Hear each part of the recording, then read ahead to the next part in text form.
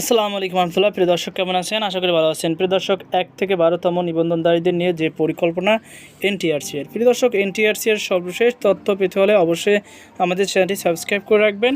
চলুন ভিডিওটি শুরু করা যাক। 1 থেকে 12তম শিক্ষক নিবন্ধন পরীক্ষায় উত্তীর্ণদের বিষয়ে ইতিবাচক পথে হাঁটছে সরকার।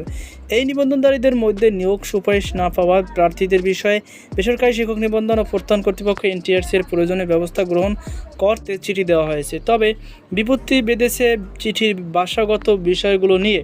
এনটিআরসি এর সূত্র জানিয়েছে, শিক্ষা মন্ত্রণালয় থেকে পাঠানো চিঠিতে 1 থেকে 12তম নিবন্ধনধারীদের বিষয়ে বিধি মোতাবেক ব্যবস্থা নেওয়ার কথা উল্লেখ করা হয়েছে।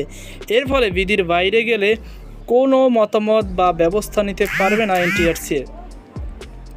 বিধি মোতাবেক ব্যবস্থা নিতে গেলে 1 থেকে 12তমদের নিবন্ধনধারীদের জন্য বিশেষ কিংবা আলাদা গণবিজ্ঞপ্তি প্রকাশ করা সম্ভব হবে না।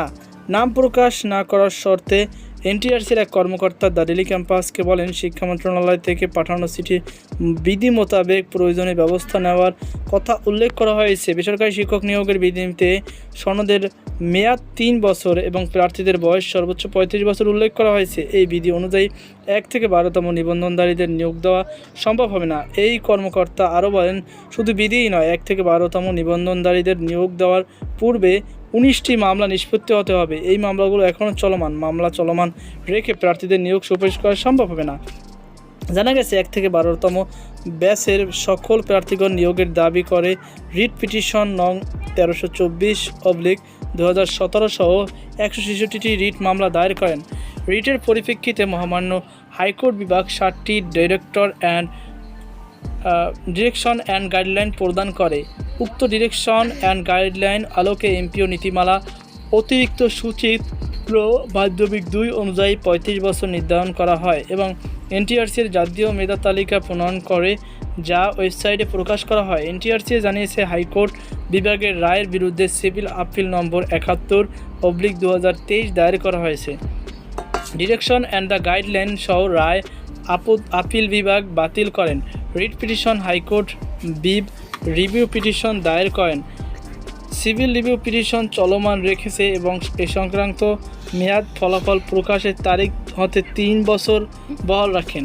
সিভিল আপিলের মডিফিকেশন আবেদন শুনানি চলমান। 35 বছর ঊর্ধ্বে প্রার্থীরা নিয়োগ সুপারিশ বিজ্ঞপ্তির অধীনে আবেদনের সুযোগ চেয়ে অনেকগুলো রিট মামলা দায়ের করেন। মামলাগুলো civil petition for leave to appeal দায়ের করা হয়। রিট পিটিশনের civil petition for leave to appeal মোট 19টি মামলা মডিফিকেশনের আবেদন নিষ্পত্তি চূড়ান্ত করেন। এছাড়া রিট মামলার নির্দেশনা বিষয়ে এমপিও নীতিমালায় সরকার কর্তৃক নির্ধারিত বয়স 35 বছর এবং সনদের মেয়াদ 3 বছর বিষয়ে আইন ও বিচার বিভাগ ও সলিটর অনুবিভাগের মতামত প্রয়োজন। এই মতামতের ভিত্তিতে শিক্ষা মন্ত্রণালয় এমপিও নীতিমালা বয়স 35 বছর ও সনদের মেয়াদ 3 বছর সংশোধনপূর্বক এনটিআরসি বরাবর সুস্পষ্ট নির্দেশনা প্রয়োজন বলে জানিয়েছেন এনটিআরসি।